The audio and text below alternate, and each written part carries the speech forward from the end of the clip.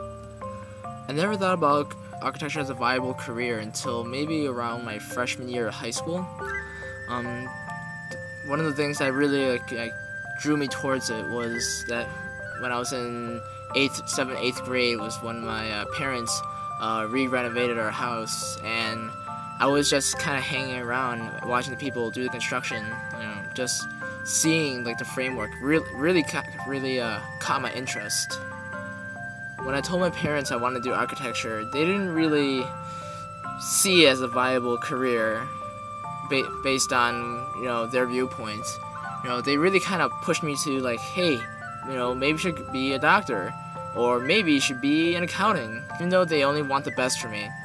It's just the lack of support from them really kind of makes me question my own decision, whether if I actually really did pick the right choice or not.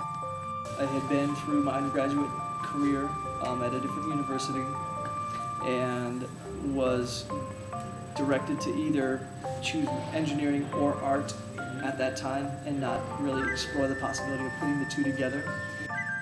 I picked architecture as a major because when I was 8 years old, my family, we actually we had built our house and took part in designing it with another architect. I picked architecture because I've grown up around the industry. My dad worked for a construction company and I've always been interested in art, so I've gravitated towards the design side of that industry. Well, architecture was pretty much my choice since about 5th grade because we were moving houses and my parents were very adamant about allowing me to be in the design process. Like we were choosing options. This big hurricane that took place in Honduras, the country where I'm from, for some reason I just wanted to build shelter for others, and I felt like architecture was my calling, and I've been sticking with this ever since. I really like the balance between art and technology that architecture has, because I like math, but I also like design and stuff like that. And I kind of grew up around it. My dad is always involved in projects and stuff like that. When I got on campus, I didn't really know what to expect.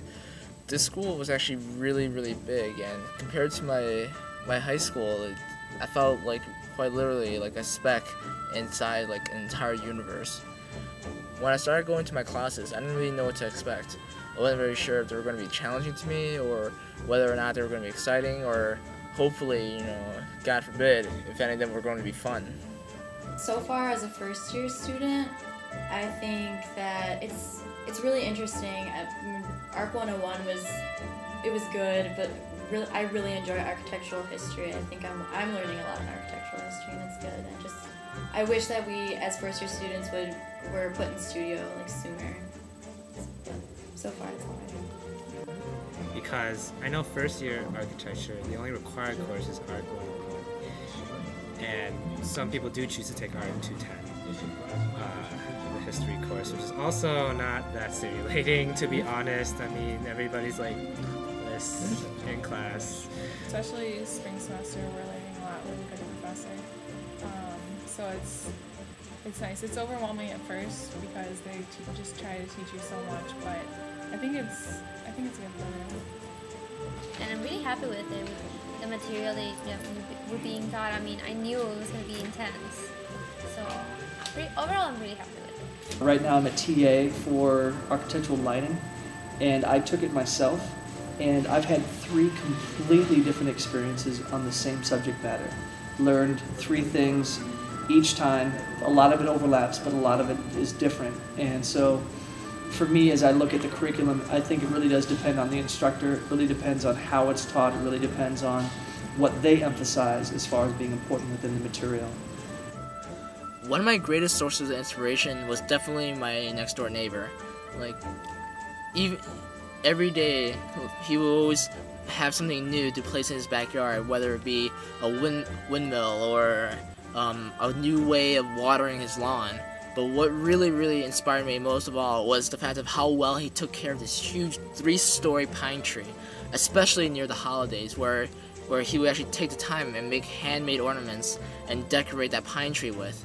and everybody in the neighborhood will watch as he decorates his tree and then lights it up as this 3-story Christmas tree that everyone can share and everyone can bond over. I think like the part of the process for Sophomore Studio is to kind of like teach us how to find inspiration. So like sometimes we do like photo collages, or like you do like many like different like iterations of like one design. So like I don't really have like one thing I could tell you, this is how I get my inspiration. Sometimes I design something and I hate it like the next day, and so I just completely redo it, completely different. It varies, but a lot of times I will put in my iPod and just blast music and just try and sketch some stuff out and just see what comes out. Or I look at past buildings for inspiration, just anything basically. But I just try and listen to music or do something creative. Creativity is a hard thing sometimes to put your finger on, because sometimes it's there, sometimes it's not. And the challenge is to find ways of continually working, even if you're not feeling particularly creative. I don't like to think about inspiration because it's like inspiration, you know? It shouldn't really have like a system. It's just kind of there. I was coming back from school, and I'm walking by my next door neighbor's yard, expecting to see the tree where it always is. But then all I see is this big pile of wood and this stump where this tree was, and I just couldn't figure out why someone would do this. Find people that don't even care about payout or community, but they're interested in something completely different.